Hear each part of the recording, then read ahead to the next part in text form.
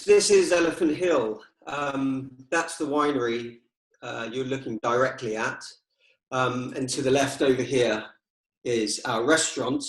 And these form the Sauvignon Blanc and Chardonnay blocks that we grow at the, what we call the home block, the home vineyard. I suppose what we probably need to do is take a look and actually see where the Hawke's Bay is. So on your map here, this, I guess, is the region that everybody probably knows about New Zealand, which is Marlborough, with the sort of main town being Blenheim. Marlborough and Sauvignon Blanc from Marlborough has done an incredible amount to put New Zealand on the world stage, really. I mean, sort of being a small country on the other side of the world, and being extremely isolated from sort of many parts of the world, it's incredible what's been achieved in a relatively short space of time. To put it into context, Marlborough accounts for over 76% of New Zealand's total production, and the total volume of Sauvignon Blanc alone is 75%.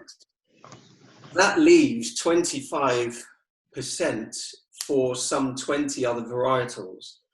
Now, this is not to say that in comparison, New Zealand doesn't produce much wine. It's just that it pales into significance when you put it up against the might of Sauvignon Blanc. And it's still going strong. So we have a lot to thank Sauvignon Blanc for.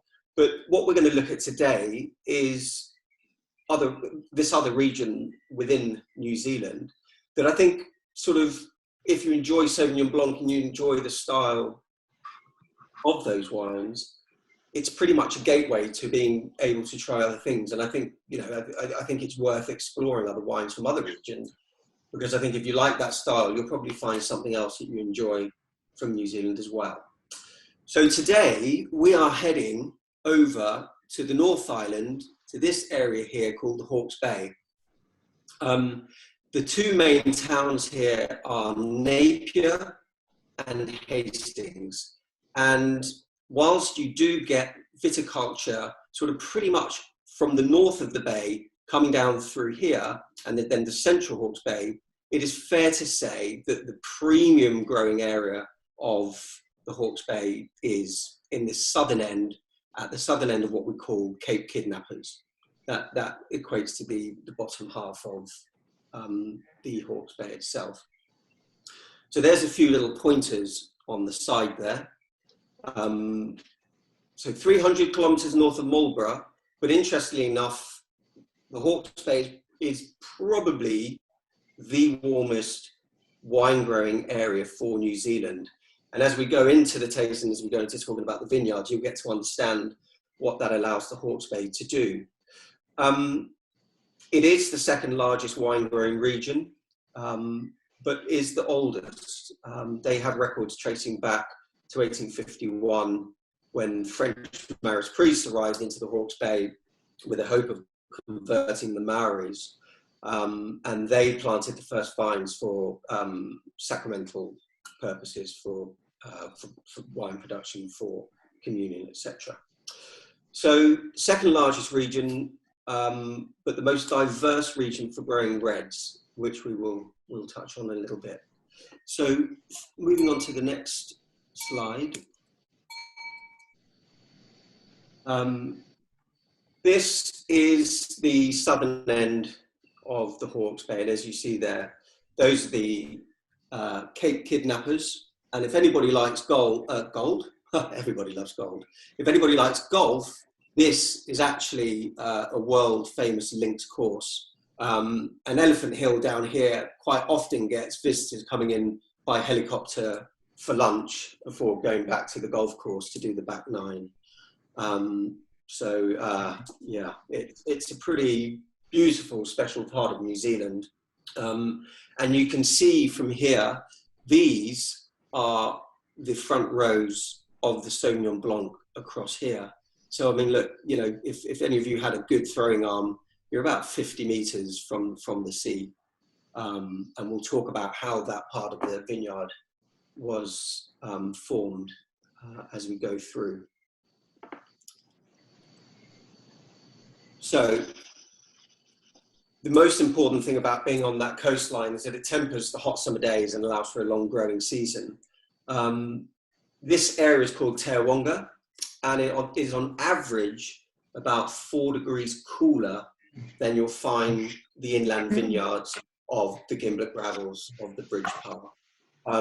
These dry northwesterly winds and low rainfall make Hawke's Bay one of the warmest and sunniest areas in New Zealand, which is ideal for wine, and particularly red wine production.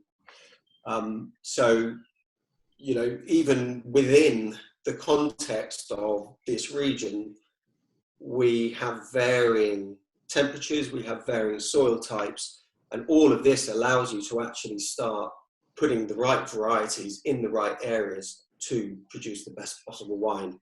I'll sort of refrain from going into words like terroir, because the New Zealand industry is still very, very young in comparison to areas like Burgundy or the Rhone or Bordeaux, but they're learning, and they're learning fast. Again, things that we'll look at when we actually start talking about Elephant Hill's story. So this is probably the most boring slide of the lot, but the important thing that it allows you to understand is that the Hawke's Bay, even though it is southern hemisphere, is on a similar par with areas of Europe. So if you look over to the left-hand side, you'll see the Medoc and the Valence, the Rhone there. And we sort of identified that Hawke's Bay has much closer similarity to those two regions. Hence the reason why you'll not only find Chardonnay and Syrah that we're tasting today, but you'll also find Cabernet Sauvignon, Cabernet Franc, Merlot, and Malbec grown across the inland vineyards where it's that bit warmer. So it's a very interesting area to be in, but it obviously has to be said that the Hawke's Bay has its own identity. It's not trying to emulate the Europe.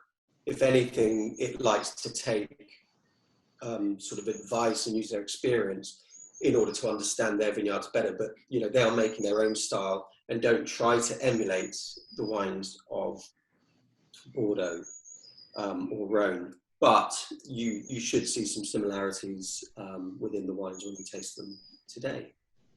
So let's move on from global climate comparisons and look at a map. So this puts the sort of wine growing area of Hawke's Bay into sort of a clearer image.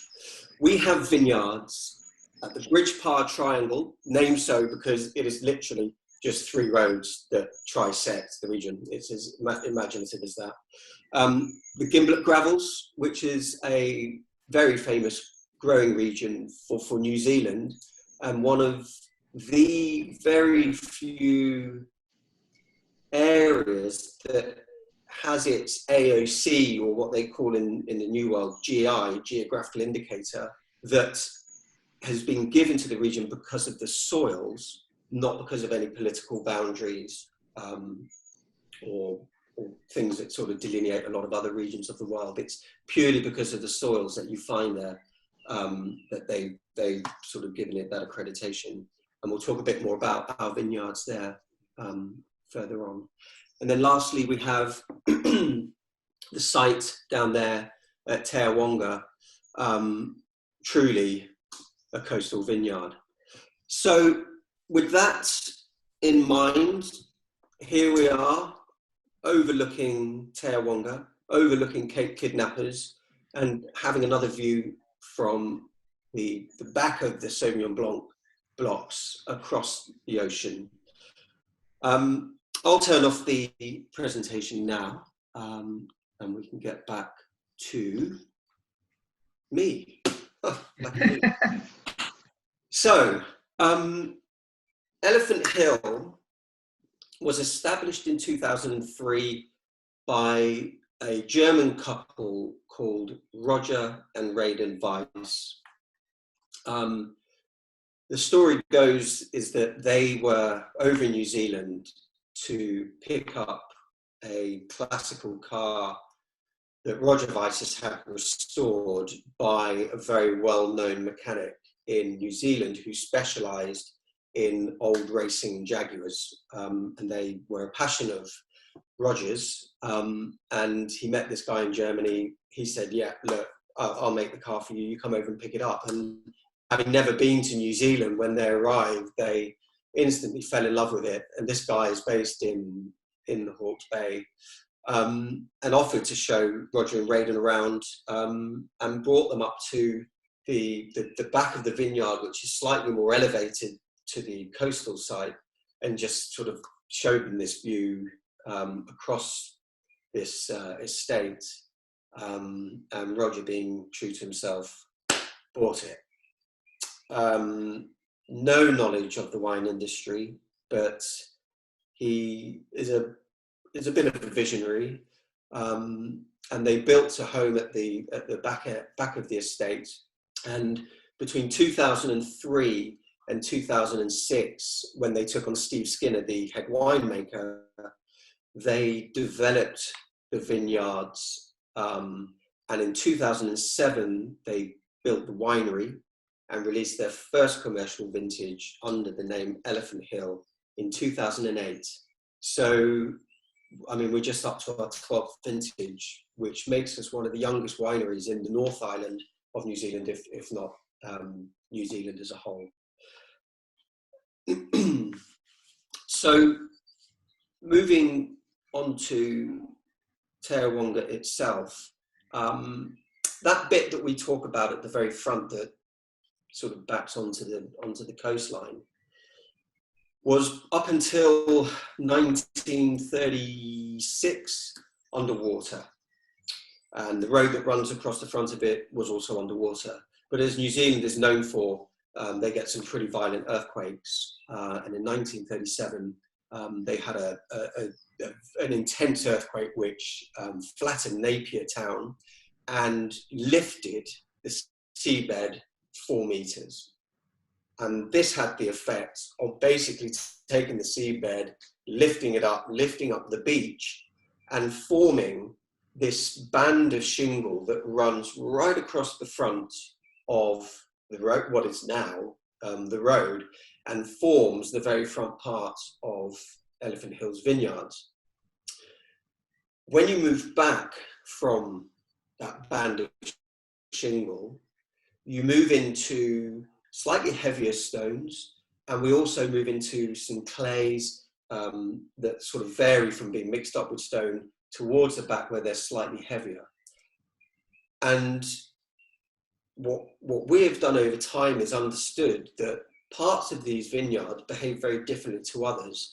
And actually we have on the back here one of the wines that we make from that shingle patch called C Sauvignon Blanc. So C denotes that Tarrawonga vineyard.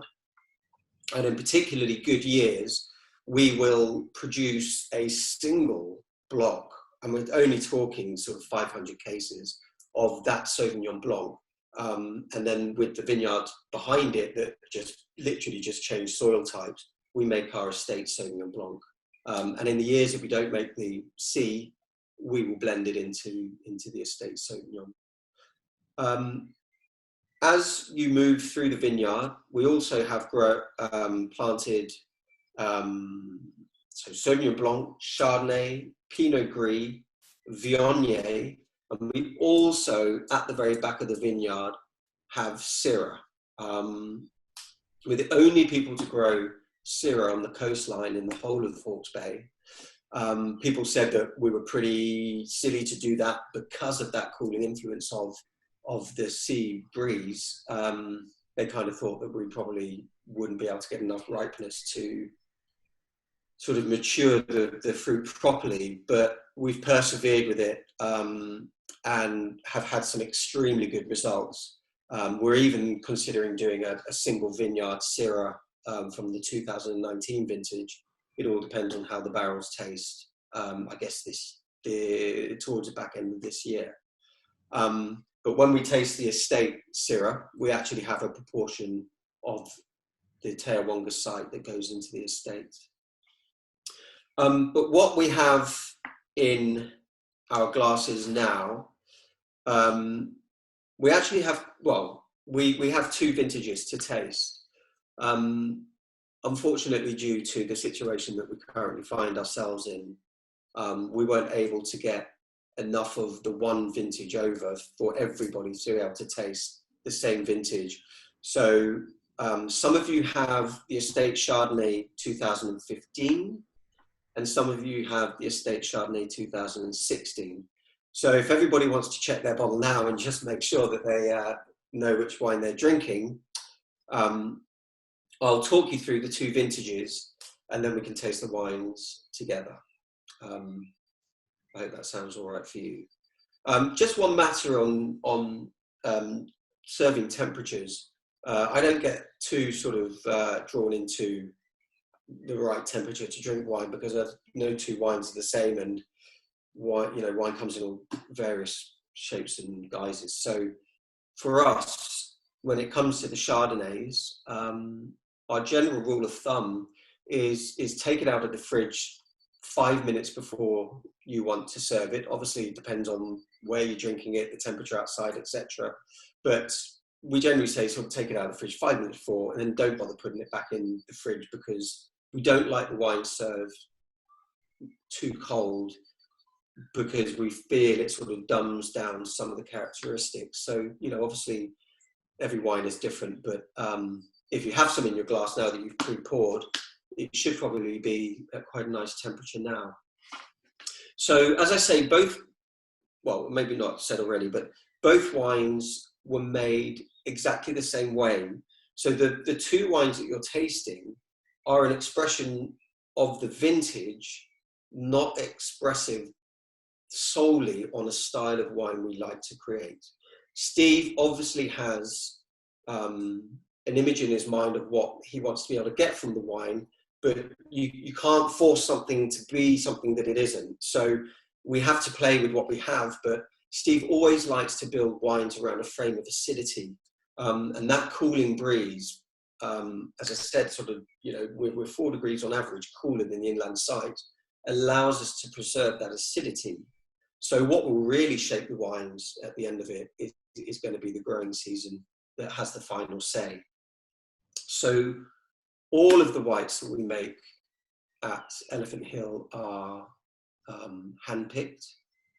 Everything, even the Sauvignon Blanc, is whole bunch pressed. So that means that by pressing off of the whole bunches, you get a much more gentle press going through the press, so that you're not picking up some heavier phenolics or things that you don't really want to get into the wine. And all of the whites are fermented with wild yeast, so we don't inoculate the whites. We're relying on whatever you'll find in nature and on the skins of the grapes to start the fermentation. This obviously has upsides and downsides, but we believe that it's the way to go, because you have lots of complex sugars within grapes. And if you have sort of one yeast, it just obliterates and goes through the wine very quickly. Whereas with lots of wild yeast, some yeast will kick in earlier than others and just feed on those sugar molecules. Others will kick in and then they'll die, and then others will kick in. So we find that you get a longer fermentation, but hopefully you're actually converting a lot more of those sugars into interesting characteristics within the finished wine that sort of benefits the wine at the end of the day. The Chardonnays are pressed directly to barrel, and both wines had about 25% new oak for 11 months. We picked the Chardonnay over a period of about 6 days, so we'll actually have quite a lot of barrels fermenting in the winery. And after 11 months, Steve will come through and taste the barrels and make a final blend based on the barrels that he's tasted. Some barrels will go into the reserve, some barrels will go into our icon wine, Salome. And then the wines that are destined for the estate will be blended, combined into stainless steel, and then left for about another 6 months on finalies.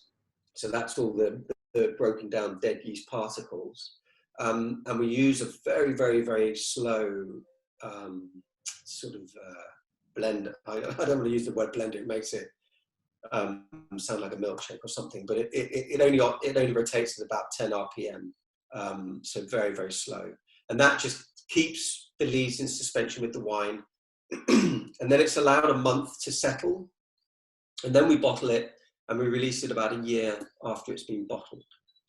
So shall we taste together? I've got the 2015. So whoever has the 2015 wine, 2015 is regarded as a classical vintage for the Hawke's Bay. It was a very uniform growing season. The only thing that really affected that year was at the very, very beginning during flowering. Parts of the Hawke's Bay are prone to frost, and we got hit by frost during flowering. So we probably lost somewhere in the region of 20% of our Chardonnay just to losing the flowering. But after that, we had a very typical summer and a very typical build up to harvest. As the Hawke's Bay and the New Zealand is prone, there was the threat of a cyclone that was going to sort of pass through over harvest, but fortunately we only caught the tail end of it, or the edge of it rather, and we'd actually got all the Chardonnays in. It came sort of halfway through vintage, so Chardonnays we'd already got in, they're already safely down, and so it didn't really sort of affect what we produced that year at all. So we're very happy with that. 2016, on the other hand, for those who have the 2016, this is very much a vintage that fell into two halves. We had a cool start to the year, and everything just started late. And this is quite a worry, because if you have a cool season, and then you know, by the time you're getting through to when your harvest time is meant to be, you're kind of lagging 2 weeks behind yourself. But it was one of those years where everything kind of came good. Towards moving into summer, we actually had an uncharacteristically high average mean temperature over summer. And when it came to harvest, we didn't have any cyclonic weather come through, which is excellent. It sort of cooled off, and this allowed for the reds particularly to have that time, that extended period to sort of catch up and get that full ripeness from the skins through the flesh into the pips and actually into the stalks of the vine as well, because this is, you know, where the all important tannins are going to be found. And what you don't want to do is bite into a grape and have that sort of bitter tannin, which you would have got if you were suddenly sort of caught with your sugar levels up here, but your ripeness down here. So that longer, cooler tail end allowed everything to sort of catch up with itself. For Elephant Hill and for the Chardonnays, it was on the whole a slightly cooler vintage, but the inland vineyards, which we'll talk about when we get onto the Syrah, actually produced some extremely nice fruit for the reds. So 2015, pretty uniform. If we just give it a taste.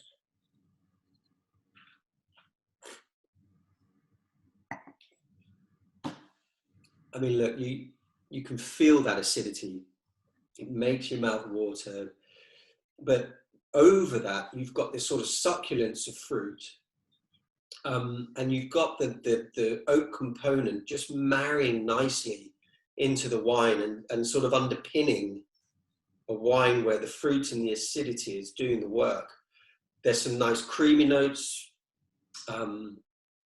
and sort of a little bit of that sort of butteriness.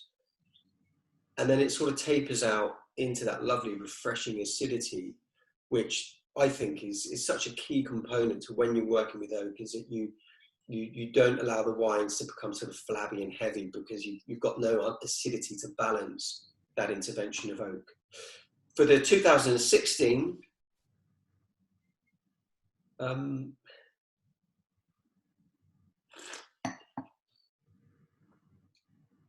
this just has that sort of razor-like acidity, that line, that cool vintage streak of acidity running through it.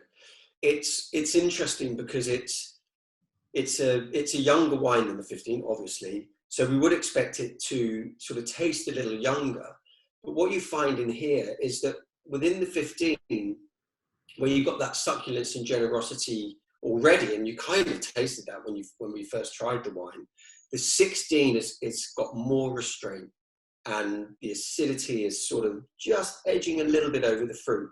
But what is nice to see is that underlying tone of oak and fruit starting to open up. And I think it would be a very interesting wine to follow. That, you know, I certainly don't, it's got nothing to do with whether one is better than the other, but it's just the fact that one is reflective of its vintage over the other. And so what we're sort of saying is that 16 is a cooler vintage and sort of has that added layer of freshness behind it. For that matter, I mean, look, we've tasted, well, we've only made, 12 vintages. We've tasted wines all the way back to 2008, and I tasted them a couple of years ago and they were still tasting good. But I think in terms of evolution, I think the 2016, which is obviously the current vintage we're on in the UK now, I think is going to have a little bit of an edge over 2015, in as much as I think the acidity is just going to sort of act as that preservative and keep the wine going. But I really like both of them. I think when it comes to food pairings, I'd be inclined to maybe put something like the 2015 along something with some cream. I think because that sort of, that softness of acidity, I think it's going to work with some cream-based sauces. And I'd be inclined to put it alongside, you know, something like loin of pork, or some scallops with, you know, with chorizo, or with truffled cauliflower puree or something like that. God, I'm getting hungry now. And the 16, I think because of that lift and that freshness, you know, I'd love to see that along some ceviche or some oysters which have got some kind of granita involved in them. You know, definitely treading more that seafood line. And I probably have a tendency to stay away from cream, because I think it just might run the risk of having that feeling of sort of when you squeeze lemon in cream, it sort of curdles. I think, you know, the fattiness of cream and the acidity of the 16 might just be a little bit conflicted, but give it a go. Try it with cheese on toast. that might be an absolute winner if you haven't made it to the supermarket for a few days. So that is the 2 whites and the 1 Chardonnay. I don't know whether we wanted to take any questions now, or whether we wanted to move on to the Syrah. What's the vibe? Maybe just a question about aging. So you tasted 15, 16. How long can we keep the bottles if we have them? Obviously, it's better to drink now, maybe, I don't know. But can you let us know if we have older vintages at home as well? What is the best for these wines? Yeah, that's a very good question. And just a little bit, it's a little bit subjective, because some people like more age-developed characteristics they get from wine. As I was saying, you know, a couple of years ago, I tasted wines back to 2008 of the estate Chardonnay, and they were still holding up well. As I said, I think the 16 would have a little bit of an edge over the 15. So that 2015, what is it now? It's 5 years old. And, it, you know, as we've already noted, it still has that really nice line of acidity. So I would say give that another 4 to 5 years. Why not? You know, and if you have a case squirreled away or something, come back from time to time, you know, and try a bottle and get to the point where you enjoy the evolution of the wine. For the 2016, look, I think this is a bit of a baby. What is this, 4 years old? I mean, you know, I'd say another 3-4 years beyond the 15. I had the same question. I think the only limitation is willpower, isn't it? Well, this is the thing. Willpower. I mean, look, we're in lockdown at the moment. My cellar upstairs in my spare room is, I don't know. I may have to go out to a supermarket or a wine shop soon because it's getting a bit of a beating at the moment. Yeah, that's why I would suggest you buy a case. Buy a case, and then you can always give into temptation and reward yourself for staying in and doing all the things that the government wants us to do right now. But yes. Good advice. Yeah. Thank you. Any other questions? About so you talked about a bit about weather and how it can affect the harvest, but in general, I think it can be also a question for the other wines we will taste later. But climate change, how will it affect Elephant Hill in general and the Chardonnays more? Yeah. Look, I think that's an extremely good question, and it is something that New Zealand is looking at as a whole. We are part of Sustainable Wine New Zealand, which is actively sort of undertaking protocols and projects to aim to become carbon neutral by 2050 as a wine-making country. But then we also have to look at the effects of the vineyards in isolation as part of that program. You know, I touched on cyclonic weather. In 2017, I think it was something like 3 cyclonic events moved through New Zealand within the space of 10 days or something like that. I mean, it was devastating. Some people didn't make wine. You know, we always anticipate for some unsettled weather during harvest, but to see something on that scale is quite unprecedented. We have to do something as a world to be able to sort of manage the climatic conditions. But by vineyard, you know, at the home block for the Chardonnays, we are starting to see slightly hotter temperatures over summer. We're quite used to dressing the canopy quite thinly to allow the fruit to have that exposure to the sun. We're having to start to manage that canopy a lot more closely to create shade. And to, you know, one thing you don't want the vines to do is to go into stress and shut down. So we have to manage the canopy to try and sort of work with the climate. You know, our vineyard there is 25 hectares, and we are in the vineyard. So if you take a 12-month period, we're in that vineyard over 14 times. So our hands-on approach to the vineyards is quite intense, and you know, the majority of it is done by hand. We are actually starting to see that heavier clay that I was talking about at the back of the vineyard. We are actually starting to dry farm that, which means that we're not using any irrigation at all, because clay, as gardeners will know, is very good at holding water. So towards the front, where we have that shingle and that stonier soils, the water passes through a lot quicker. So we do use irrigation systems there on a very, very mild drip feed. But at the back, we're now actually moving into dry farming. purely because the water table is that much higher through our growing season. So does that answer your question about the sort of home vineyard where the Chardonnays are from? I'll certainly talk a bit more about the inland vineyards when we move into the red, if you like, but definitely. is that a satisfactory answer for the home block? Yeah, thank you. Do you want to carry on with the tasting maybe, and we'll take more questions at the end? I would love to. I'm just going to have a sip of water, if you don't mind. Water? Gin.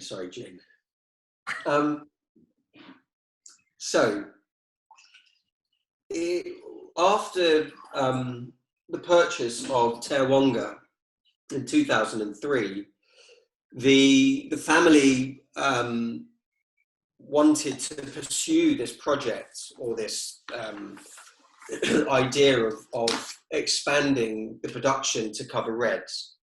And so over the course of, well, I think it would be about over a 6-year period, they acquired 2 other vineyards inland. So if you can go back to that map, you'll remember that we had a site in the Bridge Par and a site at the Gimblett Gravels. So the Gimblett Gravels is about 25 kilometres as the crow flies inland from our home block, and is a very warm site indeed. Now you have a number of rivers passing through the Hawke's Bay, but the largest is called the Navarro River, and this is the biggest river that flows through the wine-growing districts of that southern part of the Hawke's Bay. And back in 1865, 66, something like that, again, we had another one of these sort of heavy earthquake events, and it shifted the course of the river. And behind it, it exposed this large area of heavy river gravels. I mean, it's basically a riverbed. If you look at New Zealand, you'll see the definition of them more so in the South Island, of this range of mountains called the Southern Alps. In the North Island, they're not as high, they're not as big as, say, what you'll find in Central Otago. But this is what was once under the sea, sedimentary rock, so what we call greywacke. And over the formation of New Zealand, these structures were pushed up out of the sea faded away, and over time the rivers brought down this sedimentary rock and dumped it on the plains of the Hawke's Bay, but obviously were parts of the riverbed. So it exposed this riverbed. Now these are sort of 30-meter in parts deep soils of just stones and rocks, this grey wacky rock. So as you can imagine, this is extremely poor soils. There's very little nutrient in there for vines, and when it rains, I mean, it'll be gone in seconds. I mean, you could pour a bucket of water on it and give it a few seconds, and it's just disappeared. Now, this is actually sort of to a degree a blessing, if we were to talk about climate change, because it means that actually if you do get these heavy periods of rain, it drains away very quickly. And so therefore the grapes aren't sucking up all this moisture and expanding the fruit, and you're avoiding things like slip skin or split skins in the vines, or the over swelling and diluting all those important sugars and alcohols and flavor.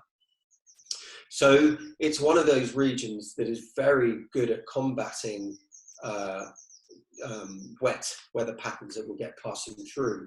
Conversely, though, it is a warm area. Being inland, we're looking at we're trying to get daily summer temperatures at 25 degrees or above to get a really good growing season in the Gimblett Gravels. So as you can imagine, we need to use irrigation in order to be able to give the vines that all-important drink of water. We're very careful with our water management, because it's worth bearing in mind that if you've ever looked at the course of a river, particularly when they're low, you'll see that you get sort of undulating levels and depths of the river bed.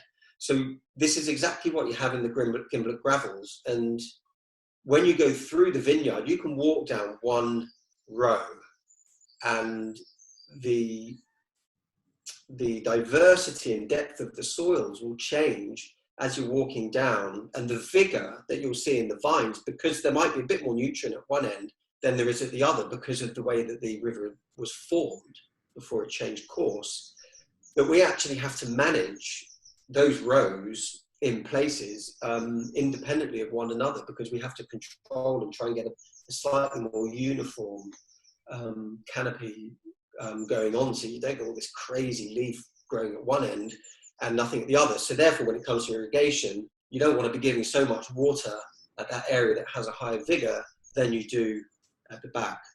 So we have to manage our irrigation quite carefully and have quite a sophisticated system in place to combat that.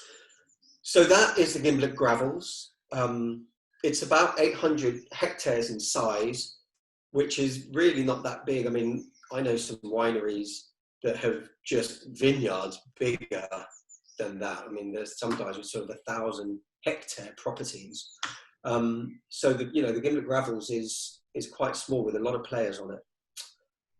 But if you travel 5 kilometers up the road, you then come to the area of the Bridge Par Triangle. Now, this was also formed out of another earthquake that changed the course of the river. But this happened about 10,000 years before the Gimblett gravels, so it's a little bit older. And it was also formed from volcanic activity around Lake Taupo, which is about, I guess, 2.5–3 hours north inland from the Hawke's Bay. Huge lake. And that was formed from volcanic activity, and it threw stones that far to the Bridge Par. So you not only have the riverbed, but then you also have these lenses of what we call red metals, volcanic debris. But what you also have, more importantly, and to the benefit of this sub-region, is that over time you've had organic matter build up and build this topsoil that allows the vines to actually put down some roots and find pockets of water, which is so important to allowing the vines to do their thing. And you'll find that some people there don't have to use irrigation because they have enough of a water table in place from this soil that's built up over time. And obviously, we find a lot more nutrients in the soils, but let's not think that they're going to be so fertile, because grapes don't actually work so well in super fertile soils. They still have these gravels, and so they're sort of, they have a nutritional value, but they're still poor in comparison to wanting to grow, I don't know, vegetables or leeks or whatever it might be. So for us, that gives us this really lovely palette of vines to play with. In the Gimblett gravels, we also have Merlot, Cabernet Sauvignon, Cabernet Franc and Malbec planted. And that allows us to do some Bordeaux blends. Again, we have one of them just here, Hieronymus, which is based on Cabernet Sauvignon and has some Merlot, Cabernet Franc and Malbec blended in. And then in the Bridge Par Triangle, we have Syrah, obviously. We also have Tempranillo, which is a bit of an oddity. It's not a huge part of our production. We make a Tempranillo rosé, and in very good years, we make a single site Tempranillo called Earth, which denotes the Bridge Par Triangle because of that build-up of organic matter. And if anybody's interested, the single site wines that we make out of Gimblett gravels are called Stone. So we make a Tempranillo rosé and a red. And then we planted about 5 years ago now. We planted a small block of Chardonnay to expand our Chardonnay production. We're quite excited about this little bit of land that we have on the edge, and we've planted that with Chardonnay. And whilst we've seen some good results in the early days in 2016, unfortunately 2017 it was a washout. We lost the whole lot, and in 2018 I think we actually lost quite a lot of it to frost. So we've only really had the benefit of tasting the wines from that block once, but we were very excited with it then, and now that it's got a few more years under its belt, we're hoping to see some good things come of that in time.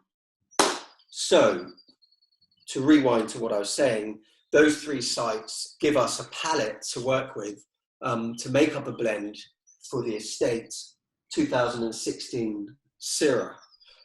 Now, if you remember what I was saying before about the Chardonnays, we'll go out and do about 6 picks over 6 different times.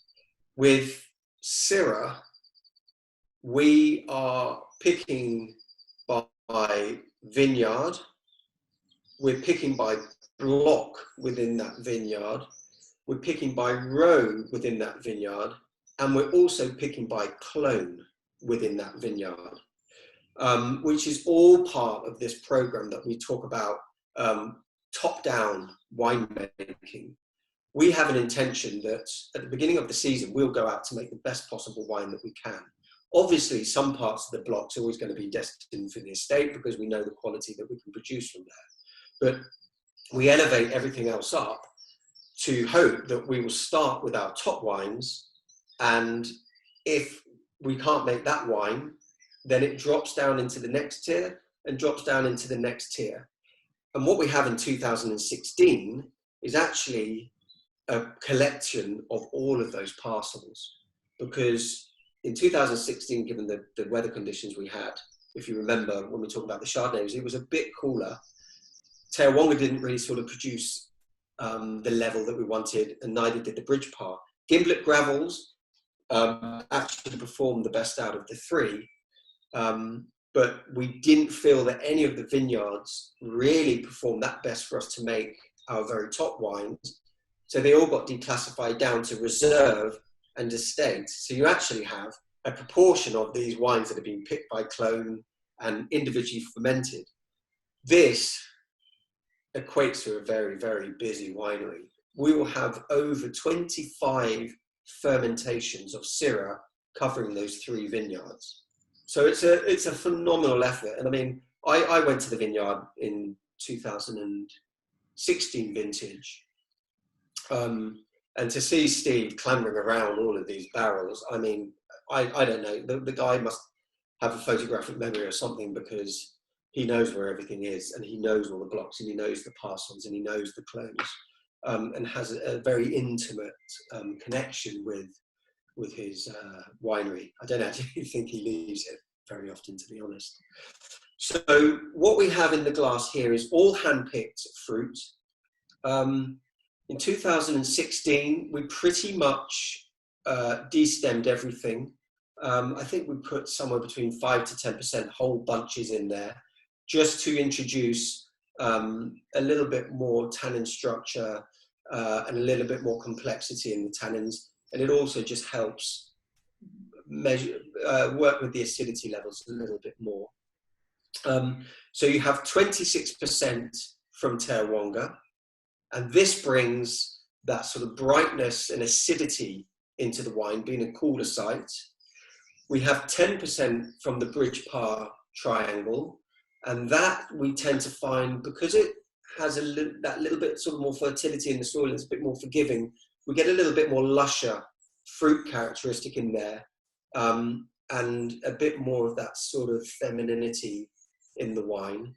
And then a whopping 64%, because this vineyard did so well, and because we didn't make the icon wines, this has benefited. We use a big proportion of Gimblett Gravels, more so than we would have in other years.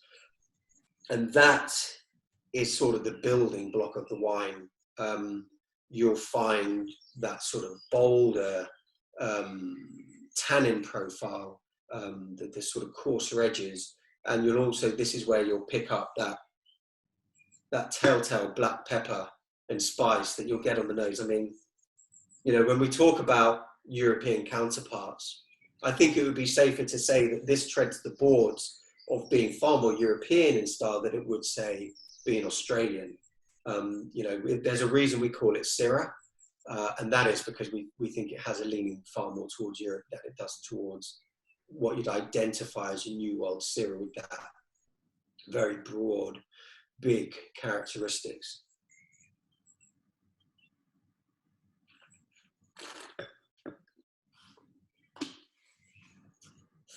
Happy Friday.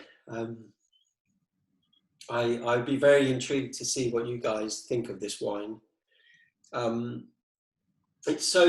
always find it interesting to taste these because I think it just underlines what the Hawke's Bay is about. You know, Elephant Hill is a part of the bigger story. And, you know, these wines typify our vineyards, they typify our approach to our winemaking, but it also typifies the land that they come from. It's got so much freshness. It's got bags of freshness. It's got this lovely acidic lift that cleanses the palate. The tannins, I feel, are sort of quite dissolved into the wine. There's no rough edges. You know, there is definitely tannin there, but we have this nice maturity in the tannins and a sweetness in the tannins that doesn't sort of collide or conflict with other parts of the wine. I can still taste it, but I wouldn't say it's a heavy wine. I think it's sort of sitting on that sort of medium body, medium plus level. And it has fragrance. It has that sort of boysenberry fruit. You know, we're definitely not going down sort of heavier dark fruits. This is sort of more black currants and blackberries and boysenberry. And definitely, I think, typifies Terawonga with the freshness. And I think it typifies Gimlet Gravels with the spicy, savoury component that you find in the wine.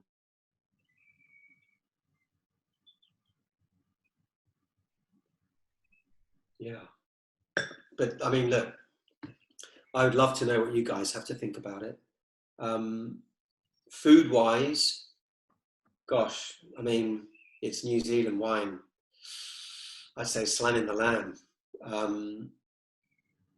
I've also made roasted vegetables, you know, where you sort of just coarsely, kind of go Jamie Oliver with it and just coarsely chop everything up, build it with a marinade of sort of honey and soy and whole grain mustard, if you feel so inclined, and just roast that in the ovens and get that sort of nice, sticky, concentrated flavors. And I think it would work really nicely with this.